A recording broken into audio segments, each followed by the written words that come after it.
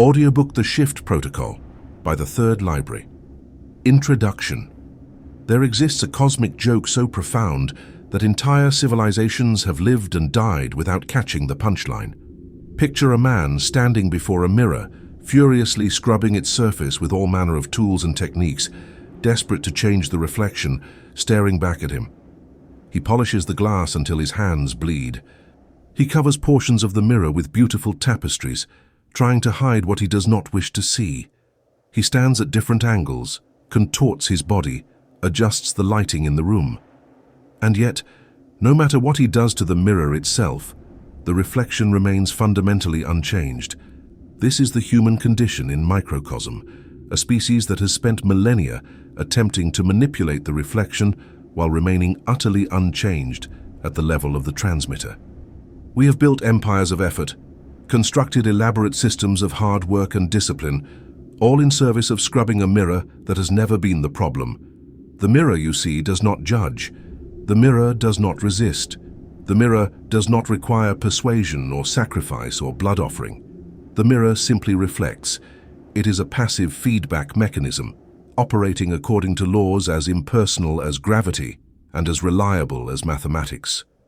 When you change what stands before the mirror, the reflection changes instantaneously, not because the mirror has finally decided to cooperate, but because the mirror never had a choice in the matter.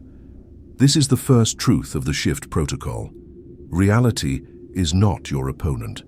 Reality is not a stubborn landlord who must be convinced to give you what you deserve. Reality is a mirror, and mirrors do not negotiate. Most of what you have been taught about manifestation, about change, about transformation, is the philosophy of mirror scrubbing dressed in prettier language. Work harder, they tell you. Hustle more. Sacrifice your present for a future that remains perpetually out of reach. And when the reflection refuses to change, despite your bleeding hands and exhausted spirit, they tell you that you simply haven't scrubbed hard enough. Or perhaps they pivot to the opposite extreme. Beg the universe, they say. Prostrate yourself before the cosmic vending machine. Visualize, affirm, pray, plead, bargain with forces you do not understand, hoping that your desperation will finally tip the scales. Both approaches are variations of the same fundamental error. They attempt to change the effect without addressing the cause. The world you experience is not happening to you. This is perhaps the most difficult truth to accept, because accepting it means surrendering the comfortable identity of the victim, the martyr, the one who tried so hard and was denied by cruel fate. The world you experience is happening from you. You are not a radio receiver, passively picking up whatever signals happen to be broadcast in your vicinity. You are the radio station itself, broadcasting on a specific frequency every moment of every day, and the world you experience is simply the music that plays on your channel. When you are stuck in poverty, in loneliness, in failure, in suffering, it is not because the universe has personal vendetta against you. It is because your signal has remained constant, and a constant signal produces a constant reflection. The Shift Protocol is not another self-help system promising that if you just follow these 7 steps, recite these affirmations, or purchase this course, your life will magically transform. The Shift Protocol is a manual for understanding the mechanics of reality at the level of signal and broadcast. It is an instruction set for changing the transmitter, not the transmission. It is a map for those who have grown tired of scrubbing mirrors and are finally ready to ask the question that changes everything. What am I broadcasting right now, and how do I change the channel? You have been living in a loop. The same patterns repeat. The same types of relationships crumble in the same ways. The same financial struggles manifest with different faces but identical structure. The same limitations reassert themselves no matter how far you seem to run. This is not coincidence. This is not bad luck. This is not the universe testing you. This is what a constant signal looks like when broadcast across time. You are receiving exactly what you are transmitting, and the transmission has been on repeat for so long that you have mistaken it for destiny, for character, for who you are. Breaking the loop requires understanding that identity is not discovery, but construction. You are not excavating your true self from beneath layers of social conditioning, as the popular psychology suggests. You are not returning to some essential nature that was corrupted by the world. You are a signal generator, and the identity you hold is the frequency you broadcast. Change the frequency, and the reflection changes. Maintain the frequency, and no amount of effort in the world of effects will produce different results. The man scrubbing the mirror can scrub for 10,000 years, and the reflection will only change when he steps away from the mirror and becomes someone else. The word become is critical here. Not pretend to become, not try to become, not hope to become. Become, fully, completely at the level of signal. The amateur attempts to change their circumstances while keeping their identity intact. They want the wealth without becoming the wealthy person. They want the love without becoming the lovable person. They want the success without becoming the successful person. This is as futile as wanting the reflection to smile while you maintain the frown. The mirror does not accept negotiations. The mirror does not care about your reasons or your history or your excuses. The mirror reflects what is, not what you wish to be. The shift protocol demands more than effort. It demands metamorphosis. It demands that you allow a version of yourself to die so that another version can be born. This is not metaphor. This is not poetic language designed to inspire you while requiring nothing of you. This is the literal mechanism by which reality operates. The caterpillar does not become a butterfly by working harder at being a caterpillar. The caterpillar dissolves completely, breaks down into genetic soup, and reconstitutes as something entirely new. The caterpillar as caterpillar must cease to exist, and there is no gentle way to say this. The version of you that identifies with struggle, with lack, with victimhood, must cease to exist if you want the reflection to change. You will feel this cessation as fear. You will feel it as resistance. You will feel it as the voice that whispers all the reasonable-sounding objections. But this isn't realistic. But I have responsibilities. But what if I fail? But what if I'm wrong? These are not your concerns. These are the death throes of the old signal, desperately trying to maintain its broadcast.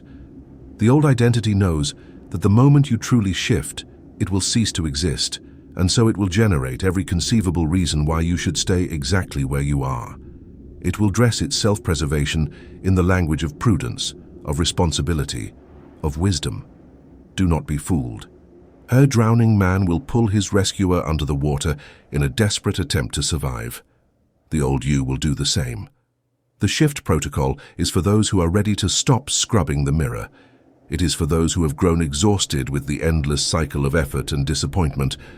It is for those who suspect, even if they cannot yet articulate it, that they have been approaching the problem from entirely the wrong angle. If you are reading these words, you are already standing at the threshold. The question is not whether you can shift. The mechanism exists. The laws are impersonal and available to anyone willing to operate them. The question is whether you are willing to let the old signal die. The question is whether you are ready to discover that you have never been the reflection, but have always been the broadcaster. What follows is not theory. What follows is not philosophy. What follows is the mechanical operation of reality distilled into protocol. Read it not with your intellect, but with the part of you that already knows this is true. Read it not as information to be consumed, but as instruction to be executed. The shift protocol works. It works because it is not a belief system, but a description of how consciousness interfaces with the holographic field you call reality. It works because mirrors do not have opinions. It works because you have always been the signal, and the signal can change. Let us begin.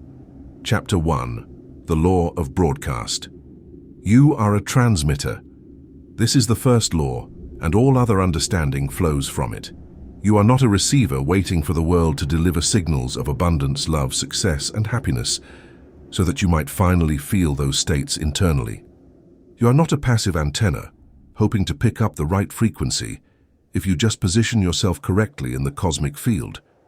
You are the radio station itself, generating and broadcasting a signal that goes out into the quantum field and returns to you as experience. This is not metaphor. This is not spiritual poetry designed to make you feel empowered while changing nothing about your actual operation. This is the mechanical description of how consciousness creates reality, And understanding this distinction is the difference between a lifetime of frustration and the ability to deliberately shape your experience.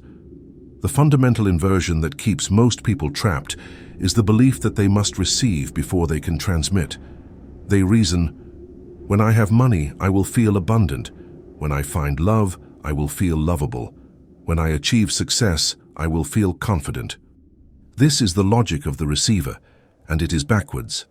The receiver must wait for something external to change before their internal state shifts. The receiver is at the mercy of circumstances, of luck, of other people, of timing, of 1,000 variables they cannot control. And so they live in perpetual reactivity, their emotional state rising and falling with the tides of external events, never understanding that they are attempting to change the reflection by rearranging the furniture in the mirror. The law of broadcast operates in precisely the opposite direction. You must transmit the frequency before you receive the evidence. You must become abundant before money flows. You must feel lovable before love arrives. You must embody confidence before success manifests. The signal precedes the reflection. The cause precedes the effect. This seems impossible to the receiver consciousness because the receiver has spent their entire life believing that feeling follows fact. But in the mechanics of reality, feeling creates fact. Consciousness is causal. Your internal state is not the result of your circumstances. Your circumstances are the result of your internal state broadcast consistently over time until the quantum field has no choice but to arrange particles in alignment with your signal. Consider the radio station broadcasting on 99.9 FM. The station does not check to see if anyone is listening before it begins playing music. The station does not wait for confirmation that its signal is being received before it transmits. The station simply broadcasts, continuously, consistently, on its designated frequency. And anyone with a receiver tuned to 99.9 FM will hear that music, not because they created the music, but because they aligned their receiver with the broadcast already in progress. You are the station. The world you experience is the result of other receivers tuning in to the frequency you are broadcasting. Change the broadcast, and everyone listening experiences a different station. Most people live their entire lives on the frequency of lack. They broadcast lack when they wake up and check their bank account with dread.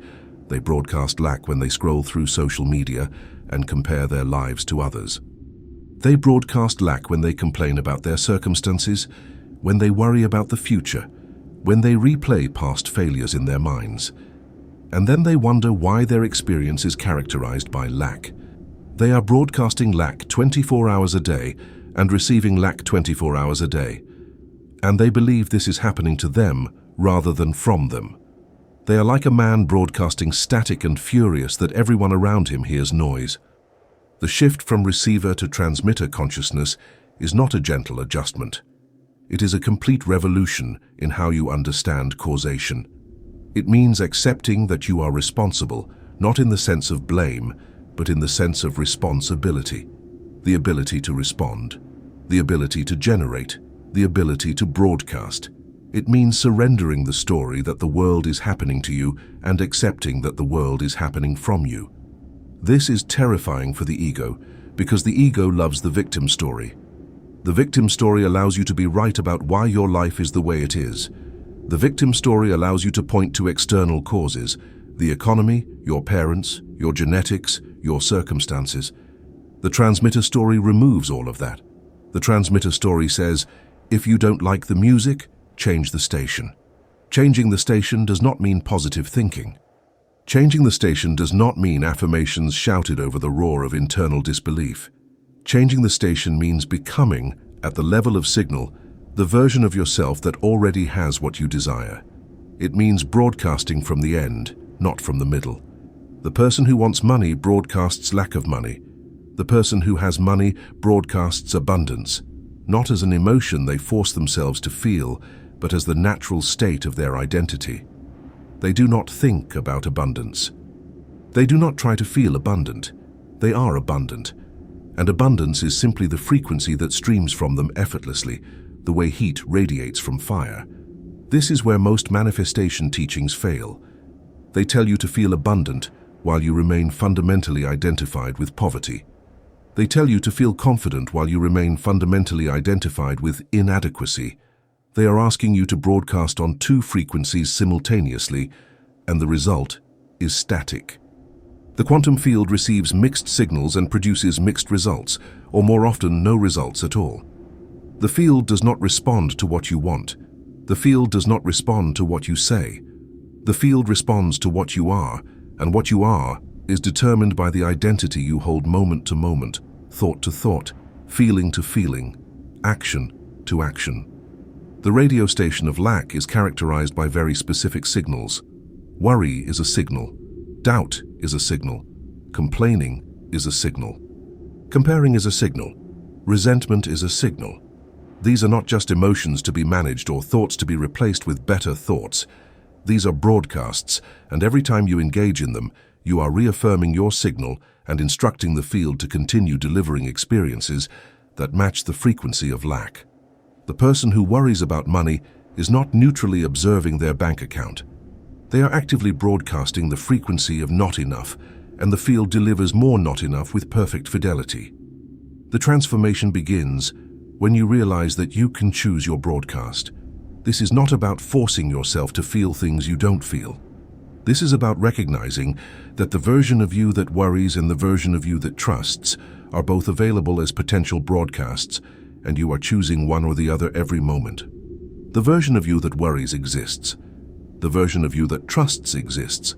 They exist simultaneously as potentials in the field. Which one you activate with your attention determines which one broadcasts, and therefore which one the world reflects back to you. You cannot transmit abundance and receive lack. This is as impossible as tuning your radio to 99.9 FM and receiving the broadcast from 101.5. The frequencies are different.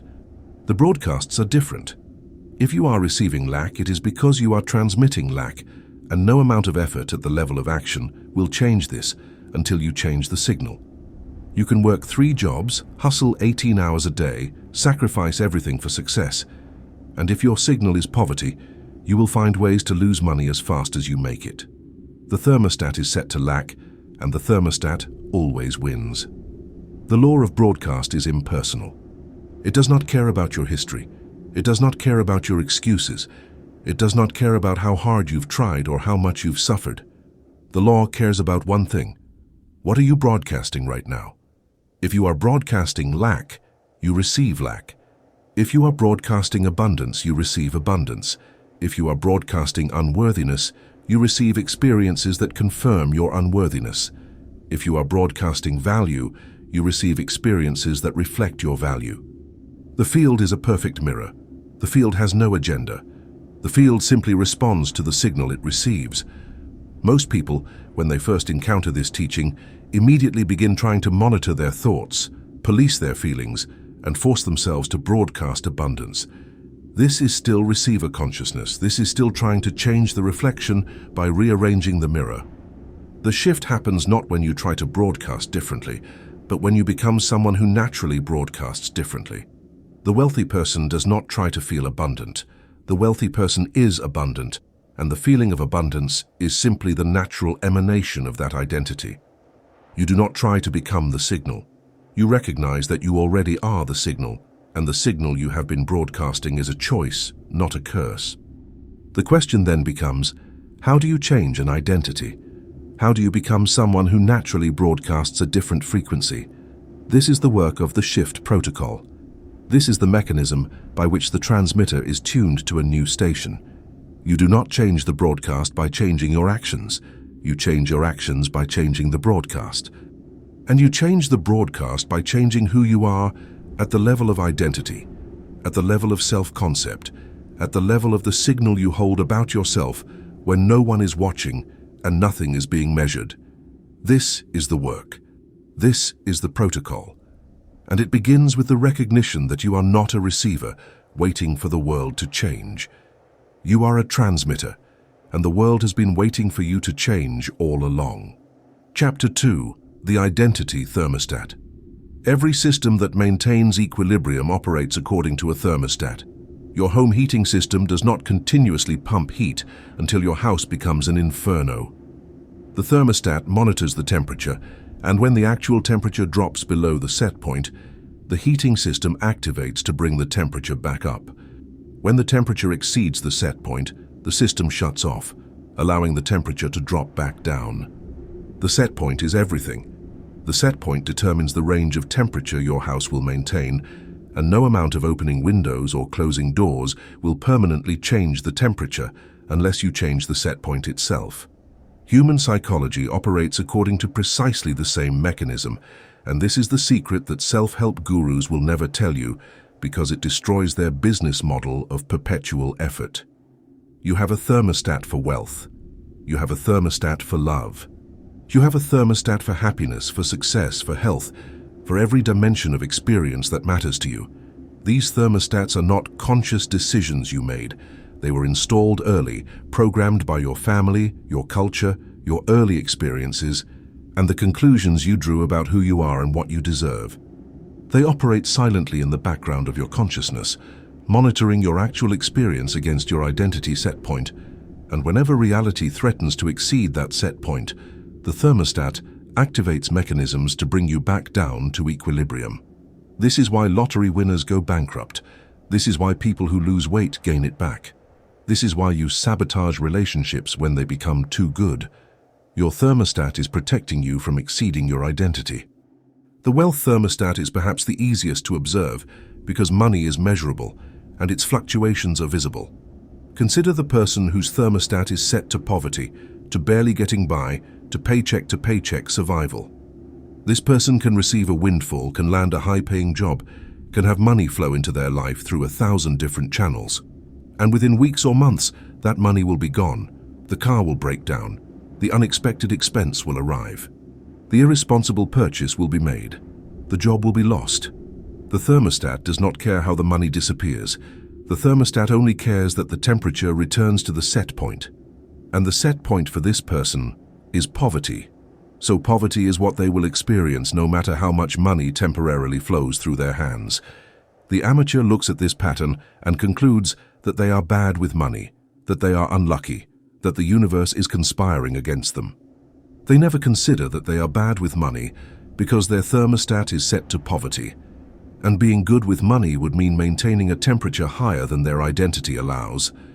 The thermostat interprets wealth as danger, as foreign, as not me, and activates every available mechanism to return to the familiar state of lack. This is not self-sabotage in the psychological sense of wanting to fail. This is thermostat regulation in the cybernetic sense of maintaining identity equilibrium. You destroy what exceeds your thermostat because your identity cannot survive temperatures it was not designed to maintain. The same mechanism operates in love, in relationships, in connection with other human beings. Every person has a thermostat for how much love they believe they deserve, how much intimacy they can tolerate, how much happiness they are allowed to experience in partnership. When someone shows up who offers love beyond the thermostat setting, the response is not gratitude, but terror. The person who is used to cold, distant, withholding partners will find someone warm and available and immediately begin destroying the relationship. They will pick fights. They will create distance. They will find flaws. They will cheat. They will leave. And they will tell themselves a story about why this person wasn't right for them, never recognizing that this person was too right, too warm, too far above their thermostat setting, and their identity could not survive the temperature. This is the cruelty of the thermostat. It masquerades as protection. The thermostat tells you that you are being realistic, that you are being careful, that you are avoiding disappointment. The thermostat tells you that people like you don't get to have that much money, that much love, that much success.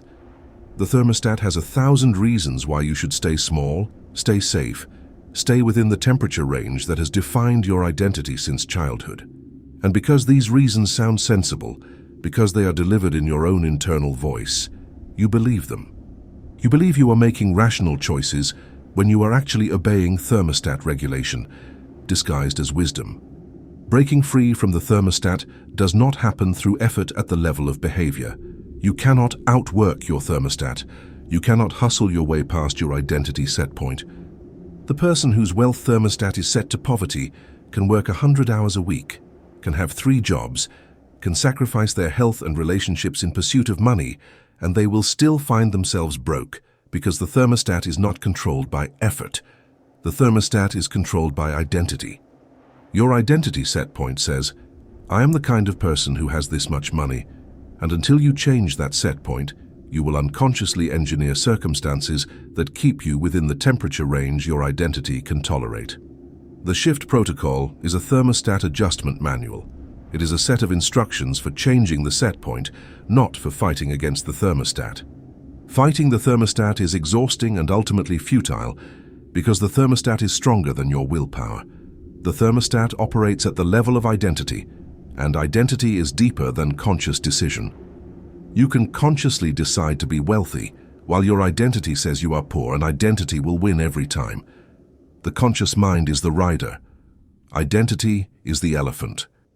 The rider can have all the right intentions, can know all the right techniques, can try with all their might to go in a different direction, but if the elephant wants to go where it has always gone, the rider is simply along for the journey. Changing the thermostat requires changing identity, and changing identity requires understanding that identity is not fixed. You are not discovering who you truly are. You are constructing who you currently are, and construction implies the ability to reconstruct. The person who believes their poverty is their authentic self, that their unworthiness is just being realistic about their value, that their loneliness is simply their natural state, has confused temporary thermostat settings for permanent identity. They have lived at a certain temperature for so long that they believe the temperature is who they are, rather than what their thermostat has been set to maintain. The evidence that your thermostat controls your experience is everywhere once you begin to look for it. Notice how when you get too happy, something happens to bring you back down. Notice how when you start to make progress financially, an unexpected expense emerges. Notice how when a relationship starts to feel too good, you suddenly find problems that need to be addressed. This is not coincidence. This is not the universe testing you.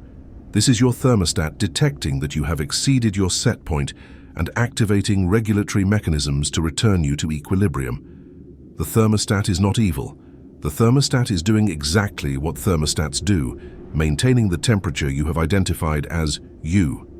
The key insight is this: you do not change the temperature by trying to make your house hotter. You change the temperature by adjusting the thermostat. You do not become wealthy by making more money. You become wealthy by raising your wealth set point so that wealth becomes your new equilibrium temperature.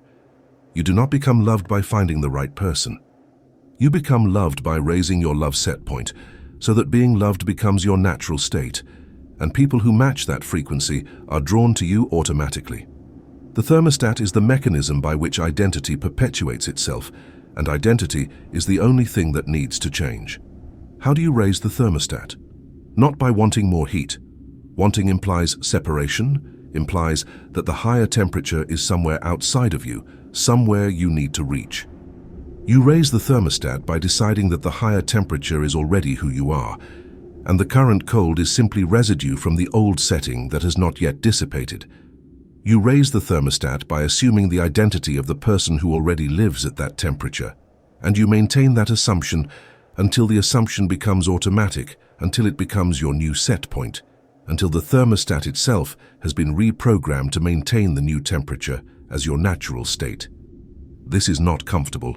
Raising your thermostat means living at a temperature that feels foreign, that feels not you, that feels like you are faking it or being inauthentic. Your current identity will scream that this is wrong, that you are pretending, that you should return to the familiar cold of your old set point. This discomfort is not a sign that you are doing something wrong. This discomfort is a sign that you are doing exactly what needs to be done. You are forcing the thermostat to recalibrate. You are teaching your identity that the new temperature is safe, is sustainable, is who you are now. And if you maintain the new temperature long enough, the thermostat will reset. The set point will shift. And what once felt foreign will become automatic. The thermostat metaphor reveals why effort fails. Effort is trying to heat the house by opening the windows wider. Effort is trying to force more warmth in, while the thermostat is actively cooling the system down. Effort is exhausting because you are fighting against the regulatory mechanism designed to maintain equilibrium. The protocol bypasses effort entirely by going directly to the thermostat. Change the set point and the system maintains the new temperature automatically. Raise your identity and your behavior, your choices, your circumstances will align with that identity without force, without struggle, without the exhausting push of willpower against the immovable weight of who you believe yourself to be. Your thermostat has kept you small. Your thermostat has told you that temperatures beyond your current range are dangerous, are not for people like you, are too risky to maintain. And you have listened, because the thermostat speaks in your voice and you have mistaken its regulation for your authentic preference. But the thermostat is not you. The thermostat is a setting, and settings can be changed. The question is not whether you can tolerate higher temperatures. The question is whether you are willing to feel uncomfortable long enough for the thermostat to recalibrate. The question is whether you are ready to stop letting an old set point determine your life and to start living at the temperature of the person you claim you want to become. Chapter 3. The Illusion of the Old Man. The ego has a vested interest in your continued suffering.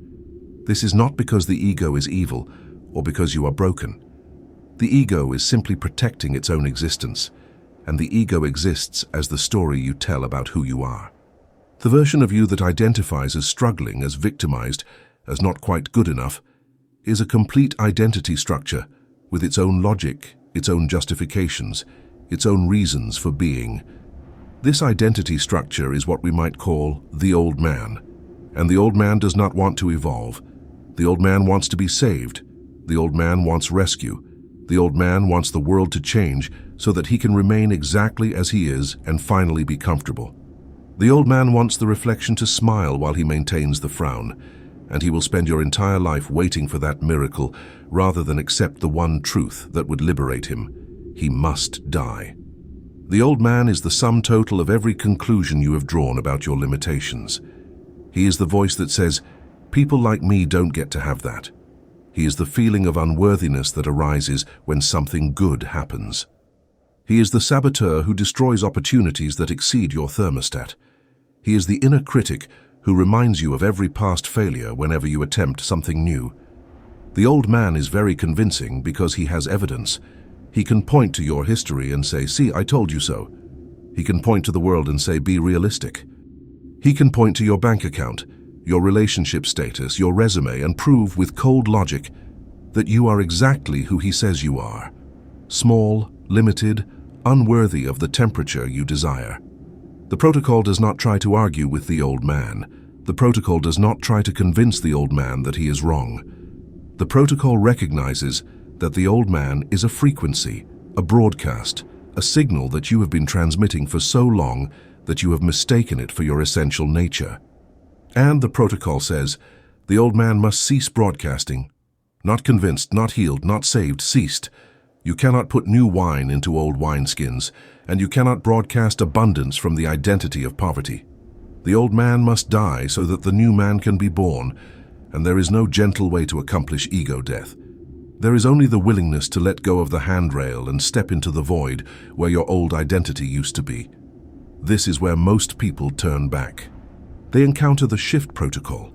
They understand the thermostat. They recognize that they are the transmitter, and they think, yes, I will become wealthy while maintaining my identity as someone who struggles with money. They think, yes, I will become loved while maintaining my identity as someone who is fundamentally unlovable. They want transformation without death. They want the new life without releasing the old. And so they attempt what is impossible. They try to be two people simultaneously. They try to broadcast on two frequencies at once. The result is static, confusion, and the eventual return to the old signal, because the old signal is familiar, and familiarity feels like safety, even when it is the architecture of your prison. The old man will offer you many reasonable-sounding arguments for why you should not proceed. He will tell you that changing your identity is inauthentic, that you are lying to yourself, that you are engaged in toxic positivity or spiritual bypassing.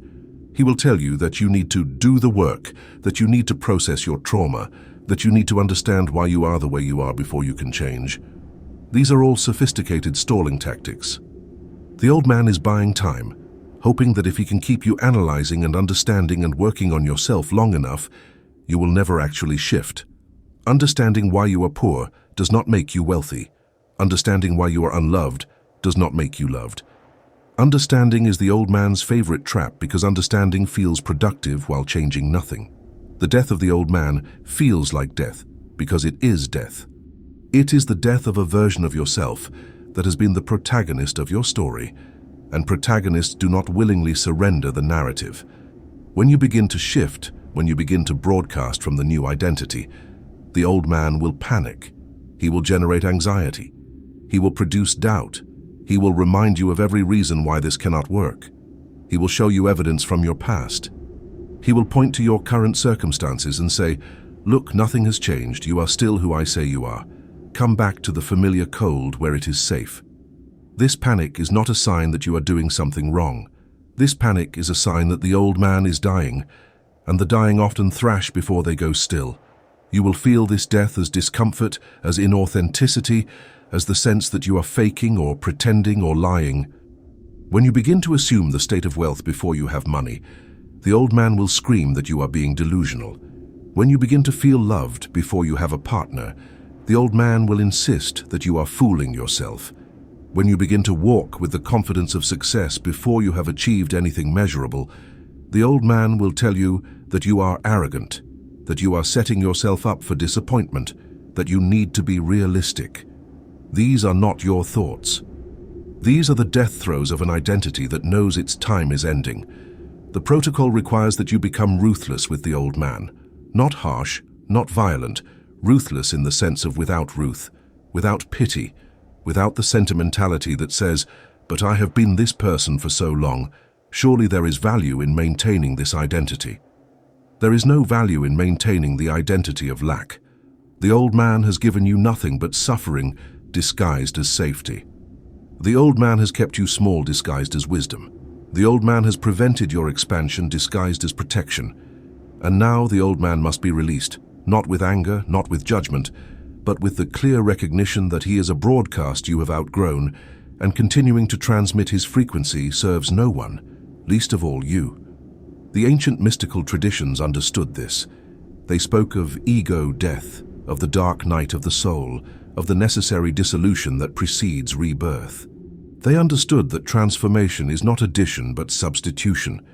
You do not become the wealthy person by adding wealth to the poor person.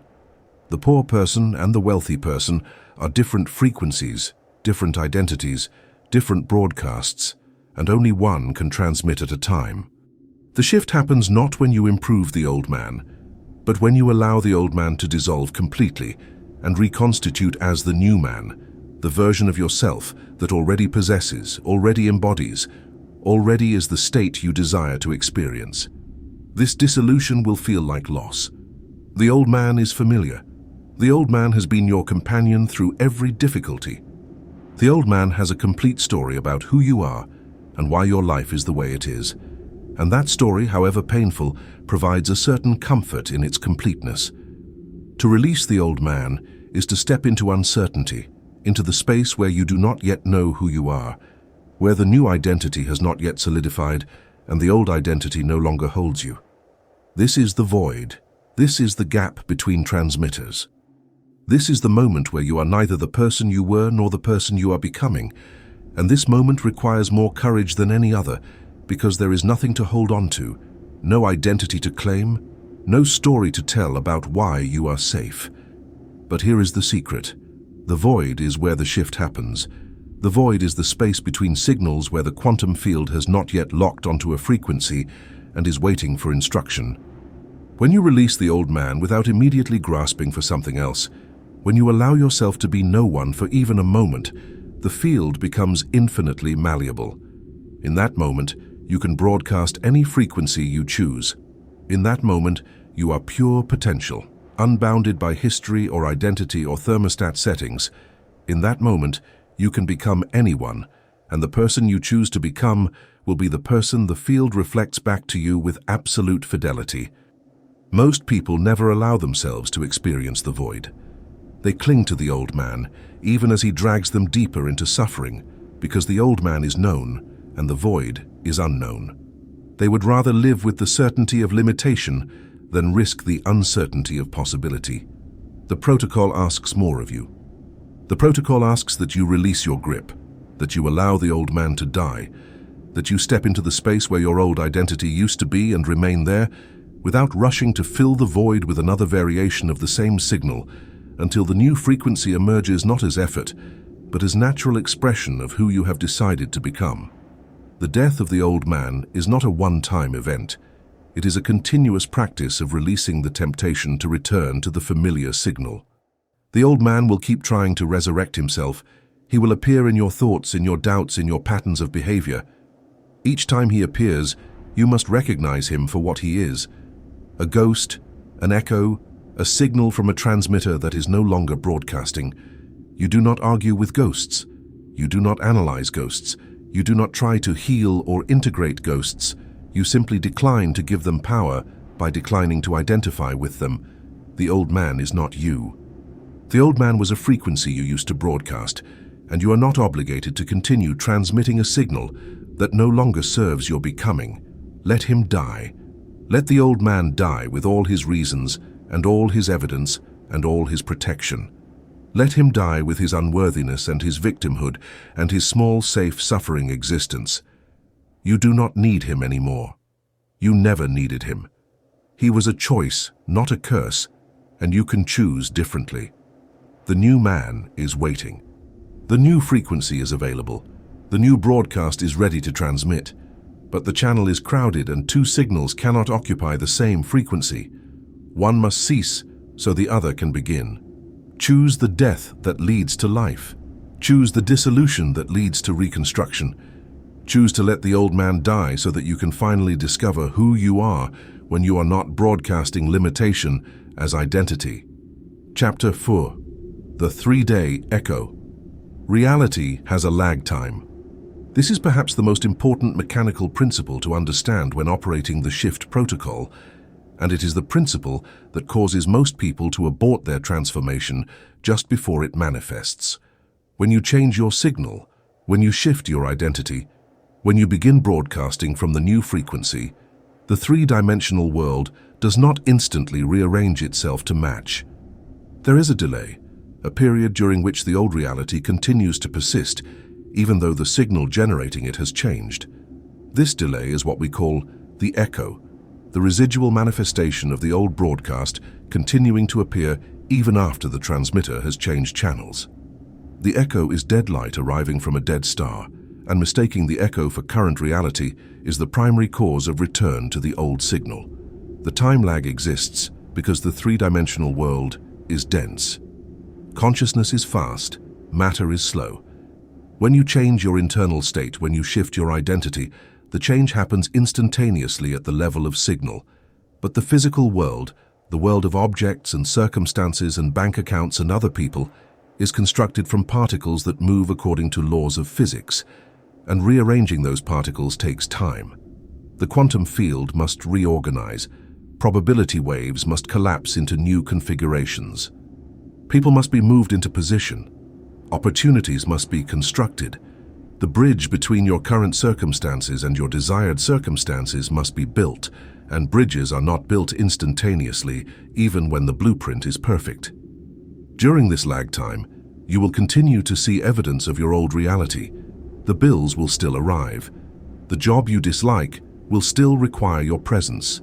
The relationship that no longer matches your new frequency will still be there when you wake up. The bank account will still show the balance that corresponds to your old poverty signal, and this is where most people fail. They see the old reality still present, they conclude that the shift did not work, and they return to the old signal.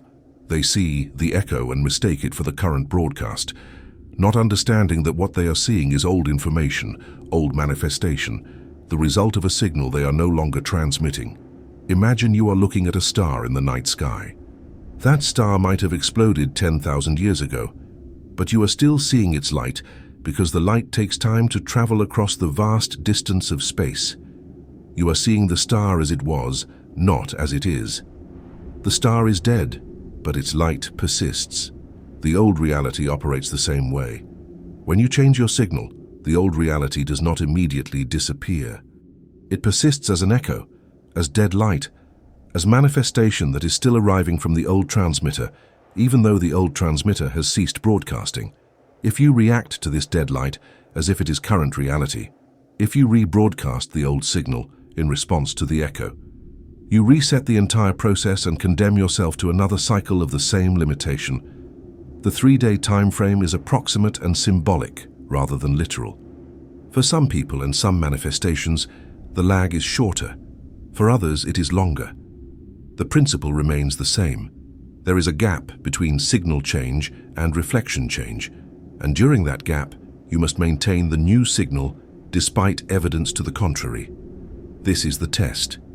This is the filter that separates those who successfully shift from those who spend their lives starting and stopping, broadcasting the new signal until they see the echo, panicking, and returning to the old signal before the new reality has time to materialize.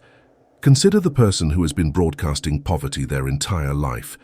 They discover the shift protocol, they change their signal, they assume the identity of wealth, they feel it deeply, they maintain the new broadcast. And then, 3 days later, an unexpected bill arrives. The old them would see this bill and immediately drop back into poverty consciousness. See, I knew this wouldn't work. I'm still broke. Nothing has changed. This is the amateur response. This is reacting to the echo. The bill is not current reality. The bill is residue from the old signal, manifestation that was already in motion before the frequency changed. The master sees the bill and recognizes it as dead light. The master maintains the new signal. The master knows that responding to the echo as if it is current reality is like changing the channel on your television and then switching back because the old program was still showing for a few seconds during the transition. The echo is designed to test your commitment to the new frequency. It is designed to answer the question, are you broadcasting from authentic shift or are you broadcasting from hope? Hope is weak. Hope says, I'll maintain the new signal as long as nothing challenging happens. Hope says, I'll feel abundant as long as no bills arrive. Hope says, I'll believe in the shift as long as I see evidence that it's working. This is receiver consciousness. This is waiting for the world to change before you are willing to maintain the new signal. The master does not broadcast from hope. The master broadcasts from having. The master knows that the new reality is already done at the level of signal, and the echo is simply the old program finishing its run before the new program begins. Maintaining your signal through the echo requires a very specific form of discipline. It is not the discipline of effort, not the discipline of forcing yourself to feel something you don't feel. It is the discipline of interpretation. When the echo appears, when the bill arrives or the rejection happens or the old circumstance persists, you must consciously interpret it as old information rather than current reality. You must say, internally, this is the echo. This is residue from the old signal. I do not respond to dead light. I maintain my broadcast regardless of what the dying star is still showing me. This act of conscious interpretation prevents you from reacting from the old identity, from rebroadcasting the old signal, from resetting the timer back to 0. The amateur looks at their current circumstances and uses those circumstances to determine how they should feel. The circumstances are still showing lack, so they feel lack. The circumstances are still showing loneliness, so they feel lonely. They are using the mirror to determine how to stand before the mirror. This is backwards. This is letting the echo determine your broadcast. The master determines their broadcast regardless of circumstances, knowing that circumstances are always lagging behind identity. The master feels wealthy regardless of the bank account. The master feels loved regardless of relationship status. The master feels successful regardless of external achievement. The master broadcasts the signal and allows the reflection time to catch up. The trap of the echo is that it provides justification for returning to the old signal. The old identity, the old man, uses the echo as evidence that the shift is not working. Look, he says, you tried this new identity thing and nothing changed. The bills are still here, the problems are still here. You might as well return to the realistic assessment of who you are, which is someone who struggles, someone who lacks, someone to whom good things do not happen. This voice is seductive because it sounds reasonable. It sounds like wisdom. It sounds like protecting yourself from disappointment. But it is actually the voice of the echo, the voice of the old manifestation, trying to reinstall the old signal that created it. You must become comfortable with the dissonance between your internal state and your external circumstances during the lag period. This dissonance is not a problem. This dissonance is the natural gap between cause and effect, between signal and reflection. The person who cannot tolerate this dissonance, who needs immediate confirmation that the shift is working, will never successfully shift because they are still operating from receiver consciousness. They are still waiting for the world to show them something different before they are willing to broadcast something different. They have the equation backwards, and so they remain trapped in the loop of the echo, constantly reacting to old manifestation as if it is new information. The 3-day principle also reveals why trying manifestation techniques for a few days and then giving up is futile. You have been broadcasting your old signal for years, decades, perhaps your entire life. That old signal has momentum. That old signal has accumulated manifestation stacked upon manifestation, circumstance upon circumstance, all in perfect resonance with the frequency of limitation. Changing that signal and expecting the entire structure to dissolve overnight is like turning off the faucet and being surprised that water continues to flow from the pipes for a few moments. The system has momentum. The echo must play out. The lag must be honored. And during that lag, you must maintain the new broadcast with unwavering commitment, not because you see evidence that it's working, but because you understand that seeing evidence before changing the signal is the logic of the receiver, and you are no longer a receiver. How long is the echo period for your specific manifestation? No one can tell you precisely because the lag time varies based on the momentum of the old signal and the strength of the new signal. But the principle is clear. The lag exists. The echo is real, and your job is to maintain the new broadcast regardless of what the echo is showing you. When you can do this, when you can see the bills and the problems and the persistence of old reality and interpret all of it as dead light from a dead star, rather than current information about who you are, you have mastered the gap between cause and effect. You have learned to live in the end. You have learned to broadcast from having rather than from wanting. And when you can do this consistently, when you can maintain your signal through the entire echo period without wavering, without panic, without returning to the old frequency, the new reality will appear with the same inevitability that morning follows night. The echo is not your enemy. The echo is information. The echo tells you that you have successfully shifted, because if you had not shifted, there would be no dissonance between your internal state and your external circumstances. The echo is the gap that proves a new signal is broadcasting, and old manifestation has not yet dissipated. The echo is the confirmation that change is in motion, that the quantum field has received your new instruction and is rearranging particles to match your new frequency. The echo is the last test before breakthrough, and passing this test requires only one thing. Refuse to react to dead light as if it is alive. Maintain your broadcast. Trust the lag. Let the echo play itself out while you remain steadfast in the new identity, and watch as the old reality dissolves and the new reality crystallizes in exact accordance with the signal you refused to abandon. Chapter 5. The Technique of Immersion. The shift does not happen through trying. This is the paradox that confuses those approaching identity change from the perspective of effort. The more you try to become someone else, the more you reinforce who you currently are. Trying implies separation, implies that the new identity is somewhere outside of you that must be reached, achieved, earned. Trying is the language of the receiver, the one who believes they must do something to become worthy of the new broadcast. But the mechanism of identity shift is not trying. The mechanism is immersion. You do not try to be someone else. You wear them. You inhabit them. You become them so completely that the distinction between pretending and being dissolves, and what began as assumption becomes automatic. Consider the actor engaged in method acting. The amateur actor reads the script, learns the lines, and performs the character while remaining fundamentally themselves underneath the performance. They are trying to be the character, and the trying creates a visible gap between actor and role. The method actor does something radically different. They become the character. They adopt the character's posture, the character's speech patterns, the character's emotional landscape. They think as the character thinks. They respond as the character responds. They remain in character, even when the cameras stop rolling, even when they return home, until the line between actor and character becomes so blurred that they are no longer performing the role, but living it. This is immersion. This is the technique the shift protocol requires. You must become a method actor in the role of your desired identity. If you desire wealth, you do not try to act wealthy. You wear wealth. You walk as the wealthy version of yourself walks. You speak as they speak. You make decisions as they make decisions. You respond to circumstances as they respond to circumstances. This is not pretending in the sense of conscious deception.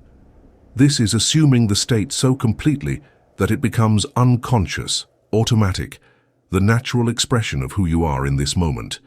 The wealthy person does not think about being wealthy. The wealthy person is wealthy. And wealth expresses through them effortlessly as the natural emanation of their identity. The key to immersion is specificity. Vague assumption produces vague results. If your assumption of wealth is simply, "I feel rich," you are still operating at too abstract a level. The method actor does not vaguely feel like the character. The method actor knows exactly how the character holds their coffee cup, exactly how they respond when challenged, exactly what thoughts pass through their mind in private moments. You must develop the same specificity with your desired identity. How does the wealthy version of you wake up in the morning? What is their first thought? How do they carry their body through space? How do they respond when they see a price tag? How do they feel when they check their bank account? Specificity makes the assumption real at the granular level where identity actually operates. The practice of immersion begins in consciousness and extends into action. Most people attempt the reverse. They try to change their actions, hoping their consciousness will follow. They try to budget differently, network differently, work differently, and hope these behavioral changes will eventually make them feel like a different person. This is exhausting because you are using willpower to override identity, and identity is stronger than willpower. The shift protocol inverts this. Change consciousness first, and actions will change automatically. When you immerse yourself in the wealthy identity at the level of signal, wealthy actions become natural rather than forced. You do not need discipline to do what wealthy people do because you are a wealthy person, and wealthy people simply operate from wealth as their default state. The sleeping state is where immersion becomes most powerful. The last thought before sleep is the coordinate you enter for the next 8 hours of subconscious programming. During sleep, the conscious mind releases control, and the subconscious mind, which actually runs your life, becomes most receptive to new programming. If you fall asleep in the old identity, reviewing your problems, worrying about your circumstances, replaying your limitations, you spend 8 hours reinforcing the old broadcast at the deepest level of consciousness. If you fall asleep in the new identity, feeling as the desired version of yourself feels, saturated in the emotional reality of the fulfilled state, you spend 8 hours rewiring your subconscious to accept the new broadcast as baseline. The technique is specific. As you lie in bed, you do not visualize your desire coming to you in the future. You do not imagine the process of getting what you want. You saturate yourself in the feeling of already having it. If your desire is wealth, you feel wealthy. If your desire is love, you feel loved. If your desire is success, you feel successful. The feeling is everything. The feeling is the actual signal you are broadcasting. Visualizations and affirmations are secondary. They only matter to the extent that they help you access the feeling. The subconscious mind does not understand words or images. The subconscious mind understands emotional frequency, and the emotional frequency you fall asleep in is the frequency your subconscious accepts as your identity. This nightly practice creates a compounding effect. The first night, the new feeling might seem fake, forced, like you are lying to yourself. The old man will protest loudly. Your current circumstances will contradict the feeling. This discomfort is evidence that you are operating outside your thermostat, that you are broadcasting a new signal, that change is in motion. Ignore the discomfort and maintain the feeling. The second night becomes easier. The third night, easier still. By the seventh night, the new feeling begins to seem natural. By the 30th night, the new feeling has become your default state. You have worn the identity long enough that the mask has eaten the face. You are no longer pretending to be the desired version of yourself. You have become them. Immersion also requires management of your waking mental diet. Throughout the day, you are continuously in conversation with yourself, and these inner conversations are broadcasts. Most people allow their inner conversations to be dominated by the old man, by complaints and worries and replays of limitation. The shift protocol requires that you monitor and redirect these conversations relentlessly. When you catch yourself thinking from lack, you stop mid-thought and consciously shift to thinking from abundance. When you catch yourself complaining, you stop and consciously speak from satisfaction. This is not positive thinking. This is signal management. You are actively refusing to broadcast the old frequency, even in the privacy of your own mind, because the privacy of your own mind is where your identity actually lives. Some will object that this feels inauthentic, that they are lying to themselves, that they should be honest about their current circumstances rather than pretending things are different than they are.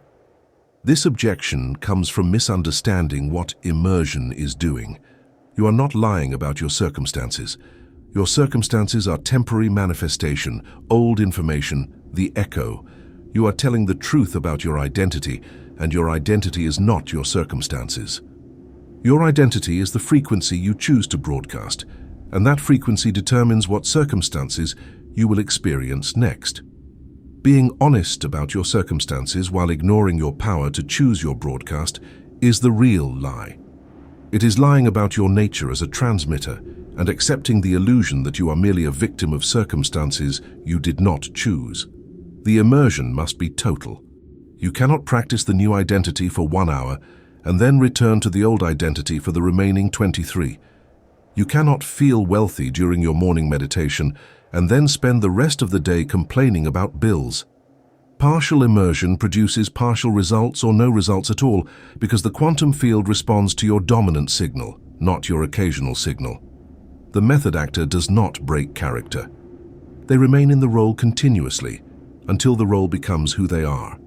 You must do the same. This is not exhausting when done correctly because you are not forcing yourself to feel something false. You are allowing yourself to feel something true, the truth of the desired identity that already exists as potential, waiting only for your sustained broadcast to crystallize into experience. Immersion transforms the question from, how do I get what I want, to how does the person who already has what I want move through the world? This shift in question changes everything, because the second question can be answered and practiced immediately. You may not know how to manifest money, but you know how to walk like someone who has money. You may not know how to attract love, but you know how to feel like someone who is loved. The gap between who you are and who you want to be dissolves when you realize that who you want to be is simply a broadcast you can choose, and choosing it consistently is the bridge between current circumstances and desired circumstances. The technique of immersion works because reality is not solid. Reality is a hologram, a projection, a reflection of the signal you broadcast most consistently. When you immerse yourself in a new identity, when you broadcast that identity continuously, the hologram begins to shift. At first, the shift is subtle, internal. You notice different thoughts arising spontaneously. You notice different emotional responses. You notice that circumstances that would have bothered you before no longer affect you. These are signs that the identity is taking hold, that the immersion is working, that the new broadcast is becoming your baseline. As the internal shift stabilizes, external circumstances begin to reorganize. Opportunities appear that match the new frequency. People treat you differently because you are different at the level of signal. Money moves in ways that would not have been possible when you were broadcasting lack. Love appears when you are broadcasting lovability. Success manifests when you are broadcasting confidence. The world was always ready to give you whatever you broadcast. You were simply broadcasting the wrong frequency and wondering why the right music never played.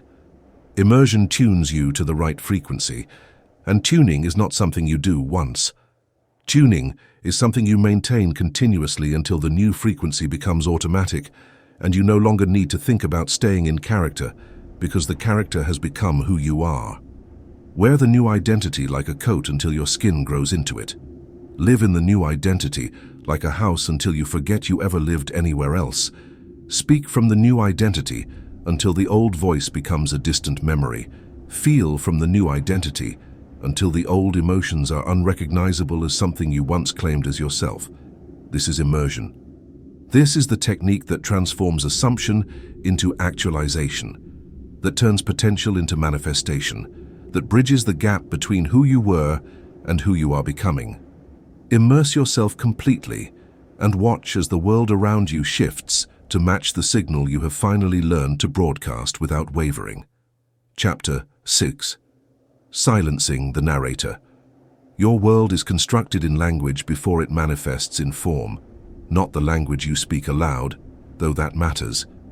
The language that matters most is the continuous inner narration, the stream of commentary that runs beneath your conscious awareness, describing and interpreting and judging everything you experience.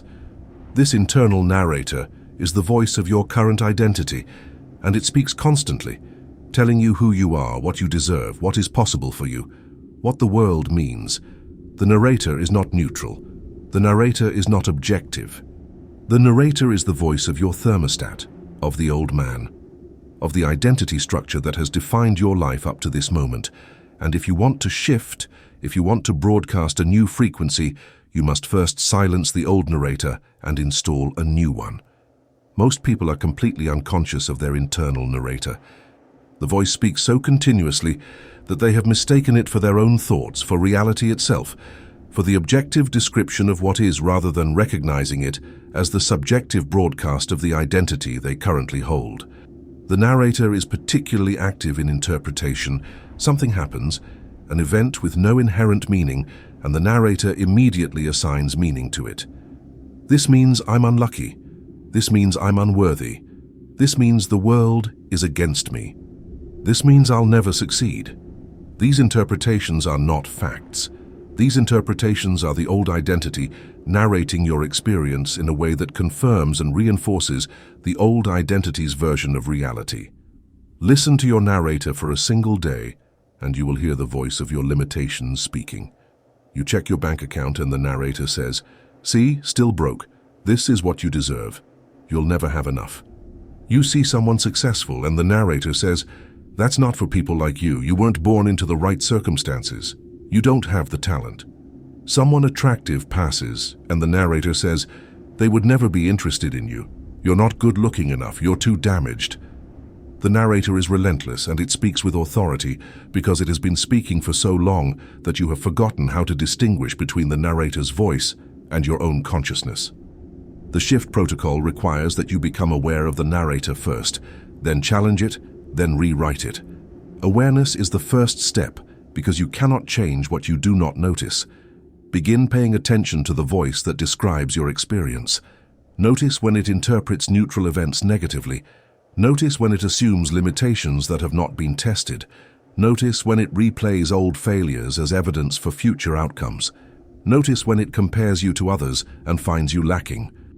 Notice when it worries about the future or regrets the past. Every time you notice the narrator speaking from limitation, you have created a gap between consciousness and narration. In that gap, choice becomes possible. Once you are aware of the narrator, you must challenge it.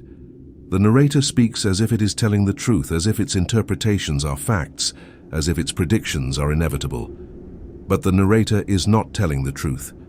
The narrator is broadcasting the old identity, and the old identity is invested in maintaining the old reality because the old reality confirms the old identity. When the narrator says, "You can't have that," you must respond, "That is not a fact. That is a broadcast from an identity I am choosing to release." When the narrator says, "This means you're failing," you must respond, "That is an interpretation, not a truth. I choose a different interpretation." You are arguing with your own mind, and this is not insanity. This is the practice of conscious identity construction. The challenge phase is uncomfortable because the narrator does not surrender easily. The narrator has been running your life for so long that it believes it is your life. When you begin to challenge its authority, it will increase the volume. It will generate more negative commentary. It will find more evidence for limitation. It will make you feel foolish for questioning the obvious facts of your circumstances. This resistance is a sign that you are doing the work correctly. The old man is fighting for survival. The old identity is broadcasting at maximum power, trying to reassert control. Your job is to maintain the challenge, to refuse to accept the narrator's interpretations as truth, to consistently insert your new identity's interpretation in place of the old narrator's automatic response. Eventually, through consistent challenge, you reach the rewrite phase. The rewrite phase is where you consciously install a new narrator, a voice that speaks from the desired identity rather than the current circumstances. The new narrator interprets the same events differently. You check your bank account and the new narrator says, "This is old information, the echo of the old signal. My wealth is already done at the level of frequency." Someone successful passes and the new narrator says, "That is evidence that success is normal, accessible, available to me." An attractive person appears and the new narrator says, "I am someone worthy of being with people I find attractive." The events are the same, the narrator is different, the interpretation is different, the broadcast is different.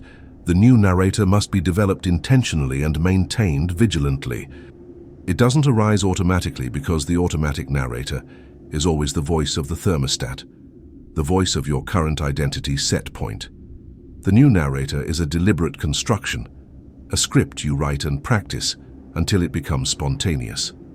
At first, the new narrator will feel forced, fake, like you are lying to yourself. This feeling is evidence that the new narrator is operating outside your current identity, which is exactly what needs to happen. You are not trying to convince yourself of something false. You are constructing a new identity that will eventually create new facts, and the construction begins with language. Inner conversations are where identity lives and dies.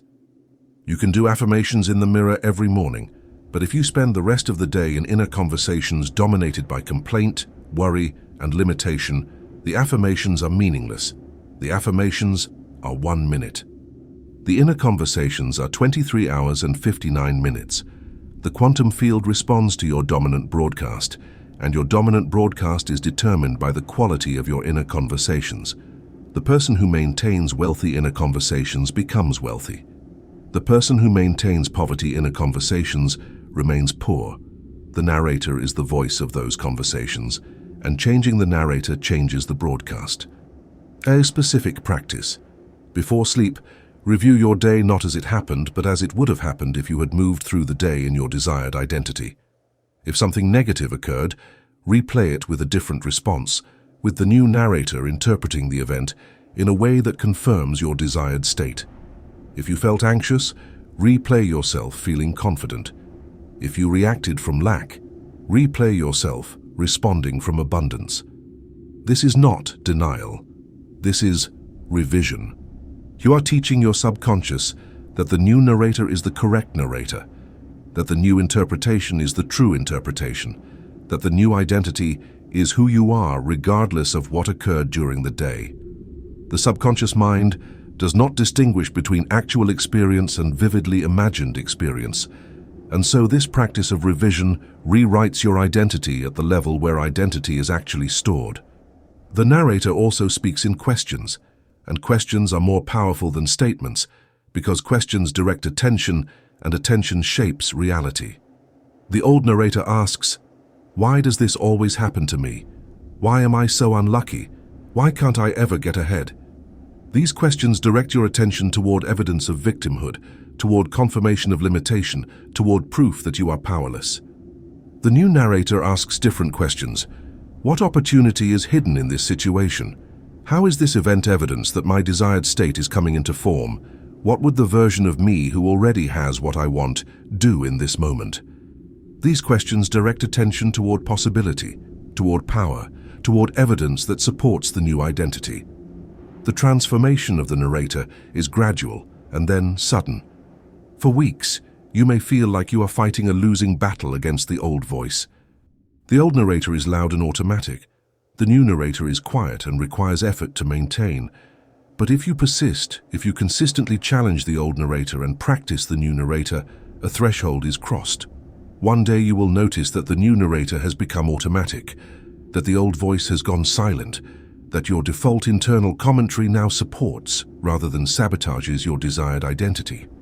This is the moment when the identity shift has solidified at the level of language, and when identity shifts at the level of language, manifestation in form follows with mechanical inevitability. Silence, the victim narrator. That voice has narrated your suffering long enough. That voice has interpreted every event through the lens of limitation, has described every circumstance as evidence of your unworthiness, has spoken your poverty into existence through constant repetition of lack-based interpretation. You do not need to convince that voice that it is wrong. You need to stop listening to it. You need to install a new voice, the voice of your desired identity, and allow that voice to narrate your experience until the narration becomes reality. The world is constructed in language first. Speak from the new identity consistently enough, and the world will eventually speak back in the same language, reflecting your new narration as manifest circumstance. Chapter 7. The Collapse of Time. The question, when will it manifest, is the confession of separation. Embedded in that question is the assumption that the desired state exists somewhere in the future, somewhere outside of you, somewhere you have not yet reached. The question, when, confirms that you are still broadcasting from wanting rather than having, that you are still operating as a receiver, waiting for delivery, rather than a transmitter who has already broadcast the signal and knows the reflection must follow.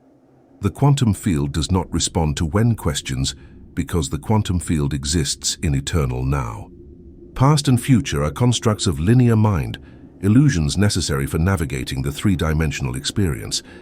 But the field from which reality emerges knows only the present moment and the signal you are broadcasting in this moment. Time, as you experience it, is the distance between intention and manifestation. When you want something and do not have it, you experience that gap as time. It hasn't happened yet. I am waiting for it to happen. When will it happen? This temporal distance is not a feature of reality, but a feature of your broadcast. The wanting itself creates the distance. Wanting implies separation, implies that the thing exists somewhere other than here, sometime other than now. And so the field receives your instruction. I want this thing that I do not have, and the field delivers exactly what you broadcast, the experience of wanting the thing you do not have.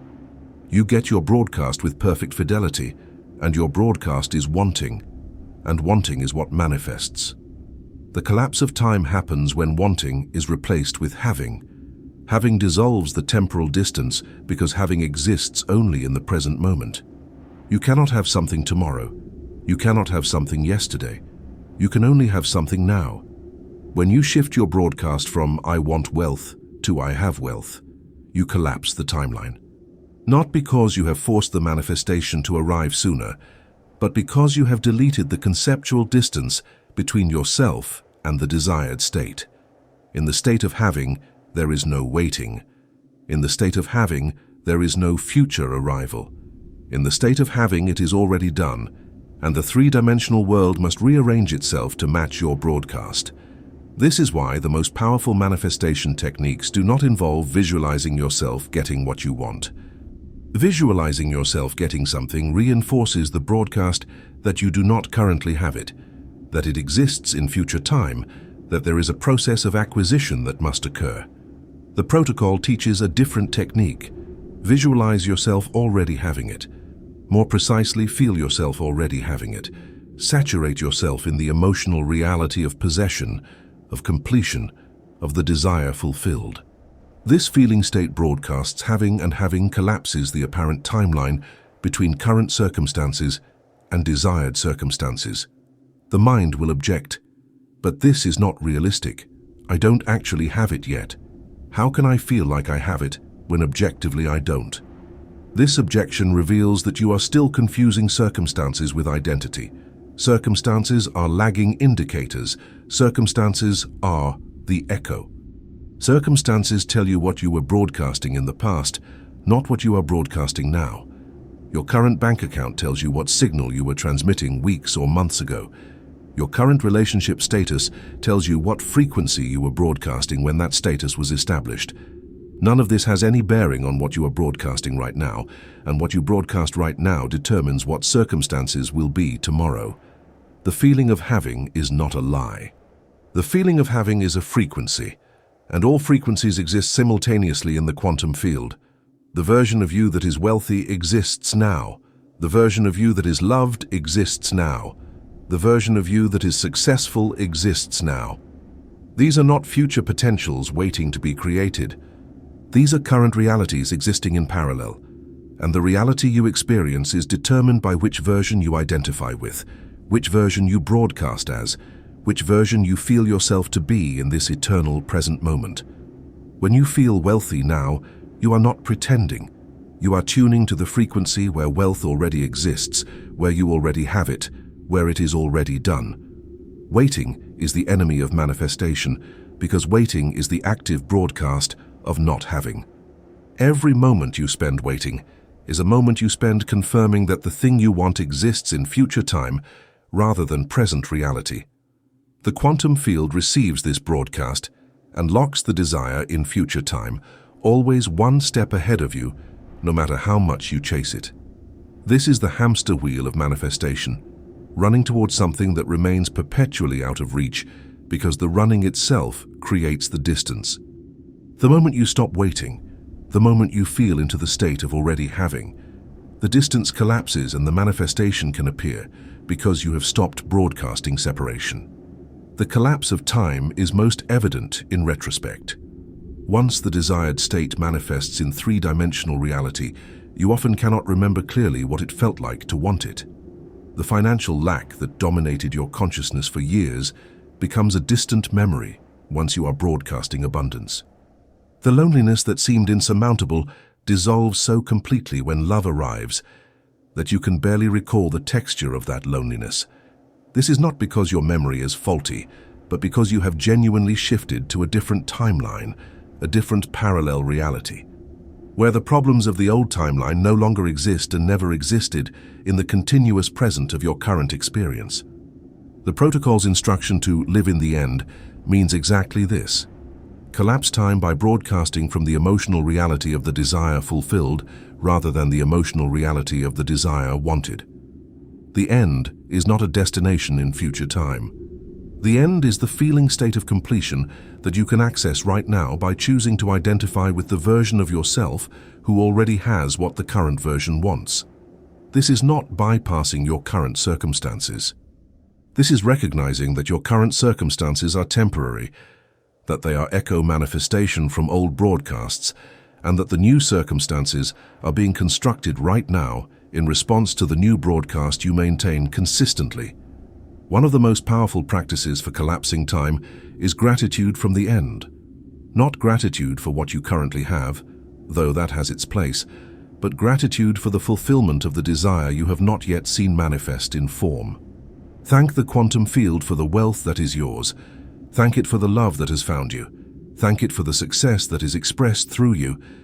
This gratitude is not hoping. This gratitude is acknowledgement of what already exists at the level of frequency. Gratitude from the end is the ultimate broadcast of having, and having collapses time, because having only exists now. The mind trapped in linear time will continue to ask when, and every time you engage with that question, you reset the timer. Every time you check to see if it has happened yet, you broadcast that it has not happened yet, and the field delivers exactly what you broadcast. The master does not check, the master does not ask when. The master knows it is done the moment the signal changes, and everything that follows is simply the lag period during which the three-dimensional world catches up to the signal. The master lives in the end, feels from the end, thinks from the end, and allows chronological time to do whatever it does while remaining identified with the eternal now, where all desired states already exist. Time will collapse in exact proportion to your ability to maintain the feeling of having without wavering into the feeling of wanting. The more consistently you broadcast having, the faster the manifestation appears in form, not because you have manipulated the timeline, but because you have deleted the timeline by refusing to acknowledge it.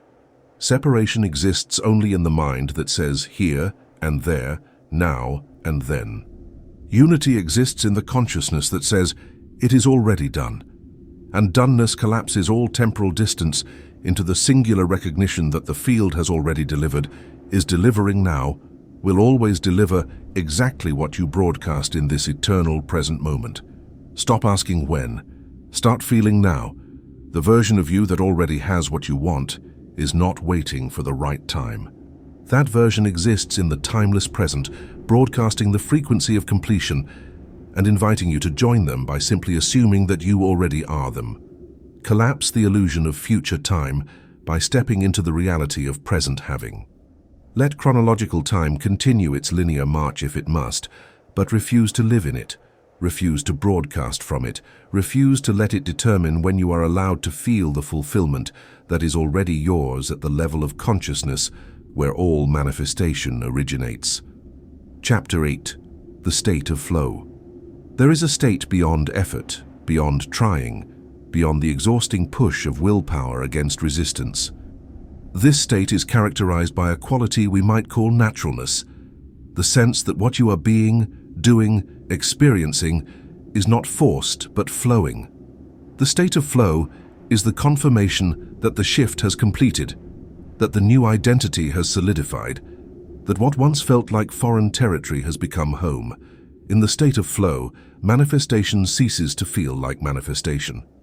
Manifestation feels like life, like the natural unfolding of circumstances that match who you are without effort, without struggle, without the need to make anything happen, because everything is already happening in alignment with your broadcast. The shift is complete when the thrill is gone. This seems counterintuitive because the mind expects that achieving the desired state should feel euphoric, should feel like arrival after a long journey, should generate excitement and celebration. And there may be a moment of that, a moment where you recognize that what you wanted has manifested. But the deeper confirmation of successful shift is when the desired state becomes boring, becomes normal, becomes of course. When wealth feels like wearing an old comfortable coat rather than putting on a costume. When love feels like coming home rather than meeting a stranger. When success feels like breathing rather than achieving. This is when you know the broadcast has changed at the level of identity rather than at the level of temporary effort. Flow is effortless, but effortlessness does not mean nothing happens. Flow means that what happens through you rather than by you. The wealthy person in flow does not agonize over every financial decision. Money moves through their life naturally, easily, without the grinding anxiety that characterizes poverty consciousness. Opportunities appear without being chased. Doors open without being forced. The right people show up at the right time without orchestration. This is not magic. This is what happens when your broadcast matches your desired state so completely that the field can deliver without having to overcome the resistance of contrary broadcasting. The quality of naturalness is the signature of authentic shift. When you are forcing yourself to feel abundant, when you are trying to maintain the wealthy identity through sheer willpower, when the new broadcast requires constant conscious effort, you have not yet shifted. You are in the immersion phase, which is necessary, but you have not yet crossed the threshold where the new identity becomes automatic. The crossing happens gradually and then suddenly. One day you realize that you have stopped thinking about being wealthy because being wealthy has become who you are. One day you realize that you have stopped trying to feel loved because feeling loved is your baseline state. This realization is the confirmation that the thermostat has been reset. In the state of flow, resistance dissolves. This is perhaps the most reliable indicator that the shift has taken hold. When you are broadcasting from the old identity, you encounter constant resistance. People who do not cooperate, circumstances that do not align, opportunities that require tremendous effort to convert into results. This resistance is not the universe testing you. This resistance is the natural friction that occurs when your broadcast and your desired reality are mismatched. The field is trying to deliver your desired reality, but your contrary broadcast creates interference. and that interference manifests as obstacles, delays, and difficulties. When the broadcast matches the desired reality, when identity and goal are aligned, resistance evaporates because there is no longer any interference between signal and reflection. Flow is also characterized by synchronicity. Events begin to align in ways that seem too perfect to be coincidence. You think of someone and they call. You need something and it appears. You encounter exactly the right opportunity at exactly the right time without having strategically positioned yourself to encounter it. The rational mind wants to explain these synchronicities as luck, as chance, as statistically inevitable given enough time. But synchronicity is not random. Synchronicity is the natural operation of the quantum field organizing reality around your broadcast. When your broadcast is coherent, consistent, and uncontaminated by contrary signals from the old identity. The test of whether you are in flow is this. Are you trying? If you are trying to make something happen, you are not in flow. Flow does not try. Flow allows. Flow receives. Flow moves with the current rather than against it. This does not mean passivity. This does not mean taking no action. This means that action arises naturally as the obvious next step, rather than as the forced effort of someone trying to prove their new identity or compensate for doubt about whether the shift has actually occurred. The person in flow acts when action is called for, and the action feels natural, feels right, feels like the only sensible thing to do rather than feeling like work. Doubt is the marker that you have fallen out of flow. When you are in flow, when the shift is complete, doubt does not arise because doubt is the voice of the old identity, and the old identity is no longer broadcasting. If doubt appears, if you find yourself questioning whether the manifestation will really happen, if you catch yourself checking and monitoring and looking for evidence, you have temporarily returned to the receiver consciousness. You have fallen back into waiting, into wanting, into the broadcast of not having. This is not failure. This is simply a signal that you need to return to the feeling state of having, to re-immerse in the new identity, to silence the narrator who is trying to reinstall the old broadcast. The state of flow is sustainable indefinitely because flow is not a temporary high to be achieved and lost. Flow is the natural state of aligned identity. The person who has successfully shifted lives in flow as their default, with occasional dips back into effort, when old patterns resurface and require conscious correction. But these dips become less frequent over time until flow becomes the norm and effort becomes the exception. This is the marker of mastery. When living in your desired state requires no more effort than living in your old state once required, when being wealthy feels as natural as being poor once felt, when being loved feels as automatic as being lonely once felt. In flow, the concern about doing it right disappears. The amateur obsesses over whether they are manifesting correctly, whether they are feeling the right feelings, whether they are thinking the right thoughts. The person in flow has stopped obsessing because they have recognized that flow itself is the evidence that they are doing it right. If circumstances are aligning, if opportunities are appearing, if life is moving in the direction of the desired state without force, then the broadcast is correct, regardless of whether the technique being used matches the technique described in any book. Flow is the feedback mechanism.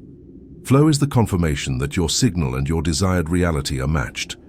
The ultimate marker of flow is peace, not the excitement of getting what you want, but the peace of having what you want even before it manifests in form. Peace is the emotional signature of completion, of doneness, of the end. The person who is anxious about their manifestation is not in flow. Anxiety is the broadcast of separation, of wanting, of doubt that it will really happen. The person in flow feels peaceful about their desire because they know at the level of identity that it is already done. The peace does not come from seeing the manifestation. The peace comes from being the person who already has the manifestation, and being that person produces peace regardless of what current circumstances are showing. Enter the flow by releasing the need to control how and when the manifestation appears. Enter the flow by maintaining the feeling state of having without monitoring for evidence. Enter the flow by allowing life to organize itself around your new broadcast without micromanaging the process. The field knows how to deliver. The field has access to infinite paths, infinite possibilities, infinite ways to bring your desired reality into form. Your job is not to figure out the path, your job is to maintain the broadcast.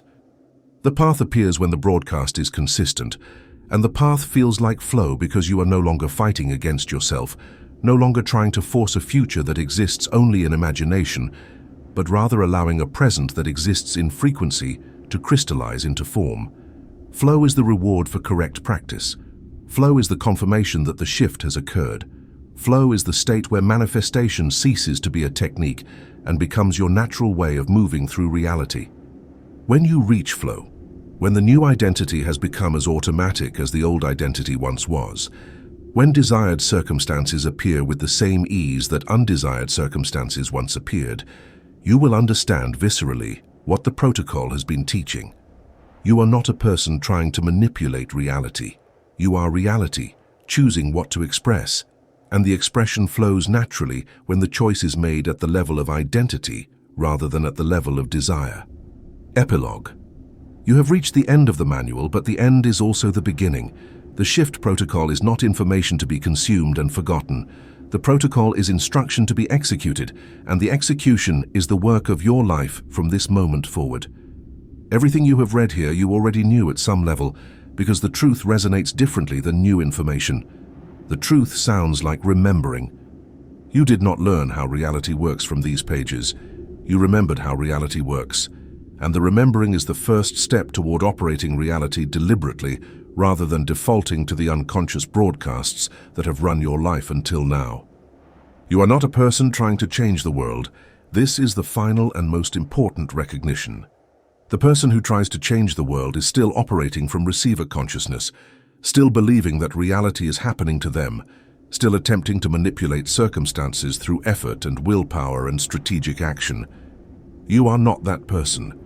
You are a signal trying to change the channel. You are a transmitter choosing a new frequency.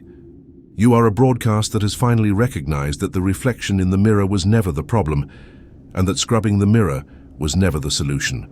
The solution has always been to step back from the mirror and become someone else entirely, and to maintain that new identity until the reflection has no choice but to change. The version of you that is wealthy exists now. Not in future time, not as a possibility to be created, but now in this present moment, as a reality existing in parallel to the reality you are currently experiencing. The version of you that is loved exists now. The version of you that is successful, healthy, free, powerful, peaceful exists now. These versions are not goals to be achieved. These versions are frequencies to be tuned to, channels to be selected, broadcasts to be maintained. The mechanism has been explained. The technique has been detailed. The only question remaining is whether you will execute. The execution requires the death of the old man. There is no gentle way to say this again, because gentleness in this context would be dishonesty. The version of you that identifies with struggle must cease to exist. The version of you that gains identity from victimhood must dissolve. The version of you that has built an entire personality around not having must be released. This is not metaphorical death. This is actual identity death, and it will feel like dying because part of you is dying. The part of you that has been the protagonist of your story until now will thrash and protest and generate every conceivable reason why you should remain exactly as you are. Let it thrash. Let it die. The new man is waiting. The quantum field is not personal. The field does not care about your history. The field does not care about your excuses. The field does not care about how hard you have tried or how much you have suffered. The field cares only about one thing. What signal are you broadcasting right now? And right now is the only moment that matters, because right now is the only moment that exists. The past is memory. The future is imagination. Only now is real, and what you broadcast now determines what you experience next. This is not philosophy. This is mechanics. This is the operation of consciousness interfacing with the holographic field that you call reality. Tune out the static. The static is the echo, the residue of old broadcasts, the voice of the old man, the narrator who speaks limitation as if limitation were truth. The static is the doubt that arises when you have changed your signal, but the reflection has not yet changed. The static is the voice that says, "This isn't working," during the lag period between cause and effect. The static is every reason you have ever had for believing you cannot have what you want. And all of those reasons are broadcasts from an identity you are no longer obligated to maintain.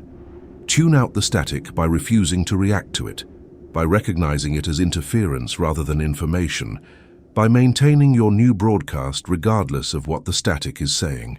Tune in the music. The music is the frequency of your desired state. The music is the feeling of having rather than wanting. The music is the emotional reality of the fulfilled desire that you can access right now by choosing to identify with the version of yourself who already has it. The music is always playing. The music exists as potential, as parallel reality, as available frequency. You have simply been tuned to the wrong channel, listening to the static of limitation and wondering why your life was characterized by noise. Change the channel. Select the frequency. Broadcast the new signal and maintain it without wavering, without doubt, without returning to the static, just to confirm that the static is still there. The shift happens in an instant, and the shift takes a lifetime. The instant is the moment you recognize that you are the transmitter. The lifetime is the practice of maintaining the new broadcast consistently enough that it becomes your automatic state, your default identity, your natural frequency. Most people will have the instant of recognition and then spend years vacillating between the new signal and the old signal, wondering why manifestation is inconsistent, never recognizing that inconsistent results are the natural outcome of inconsistent broadcasting. The protocol demands consistency. Broadcast the new signal once and you have changed nothing. Broadcast the new signal every moment of every day until it becomes who you are, and you have changed everything. Let the dead bury the dead. This is the final instruction, the ultimate release. The dead are the people who will tell you this cannot work. The dead are the circumstances that still show the old reality. The dead are the echoes, the residue, the manifestation of signals you are no longer transmitting. The dead are the old man and his reasons, and his evidence, and his protection. Let them bury each other. Let them argue with each other. Let them persist in the belief that limitation is permanent and change is impossible. You are no longer speaking to the dead. You are no longer arguing with the static. You are broadcasting a new signal, and you are allowing that signal to organize reality around itself without needing permission from the old reality to do so. The world was waiting for you to change. The world has always been waiting, ready to reflect whatever signal you broadcast with perfect fidelity. The world is not your enemy. The world is not your obstacle. The world is a mirror, and mirrors do not have opinions. Broadcast the new signal. Maintain the new identity. Immerse yourself in the feeling of the fulfilled state. Silence the old narrator. Collapse time by living in the end. Flow with the natural unfolding of circumstances that match your new frequency. And watch as the reflection changes, not because you convinced the mirror to change, but because you finally stopped scrubbing the surface and became someone different standing before it. This is the shift protocol. This is the manual for reality. This is the instruction set that has always been available, but that few execute because execution requires the death of the comfortable identity and the birth of the powerful one. You are not reading these words by accident. You are reading them because some part of you has always known this is true, has always suspected that the world is not what you were taught, has always felt the potential for something more, if only you could find the mechanism. You have found it. The mechanism is you. The broadcaster is you. The shift is you choosing to broadcast differently and refusing to return to the old signal no matter what. The echo shows you, no matter what the old man says, no matter what the static tries to convince you is true.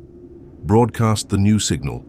Let the dead bury the dead, and step into the reflection that has been waiting for you all along.